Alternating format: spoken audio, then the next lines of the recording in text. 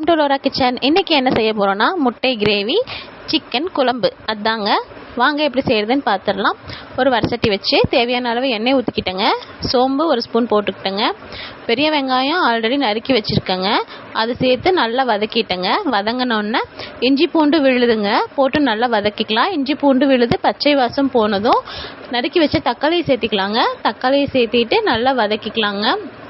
அதுக்கப்புறம் தேவையான அளவு மஞ்சள் தூள், மிளகாய் தூள், மல்லித்தூள் சேர்த்து நல்லா கிளறி விட்டுக்கலாங்க. தேவையான அளவு தண்ணி ஊற்றி மூடி வச்சுக்கலாங்க.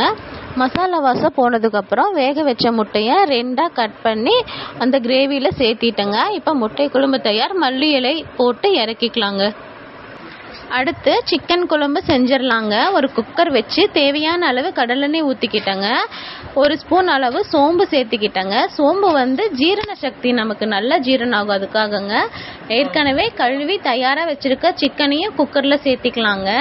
சேர்த்திட்டு ஒரு சிட்டிகை மஞ்சள் தூள், ஒரு ஸ்பூன் மிளகாய் தூள், அதுக்கப்புறம் மல்லித்தூள் 2 ஸ்பூன் சேர்த்திக்கலாங்க. சேர்த்திட்டு நல்லா கிளறி விடுவோங்க. நல்லா கிளறி விட்டு இது அப்படியே கொஞ்சம் வதங்கட்டுங்க. வதங்கி ஒரு நல்ல ஸ்மெல் வரும். இந்த ஸ்டேஜில் இஞ்சி பூண்டு அரைச்சி வச்சுருக்கேங்க. அந்த இஞ்சி பூண்டு விழுது சேர்த்து நல்லா கிளறி விட்டுக்கலாங்க. இந்த வீடியோவிலையும் சமைச்சு முடித்ததுக்கப்புறம் நான் வீடியோ எடுக்க மறந்துட்டேங்க. அதனால அட்ஜஸ்ட் பண்ணிக்கோங்க. அடுத்த டைம்லேருந்து நான் பரிமாறுற வீடியோலேருந்து எல்லாமே உங்களுக்கு கம்ப்ளீட்டாக எடுத்து போடுறேங்க.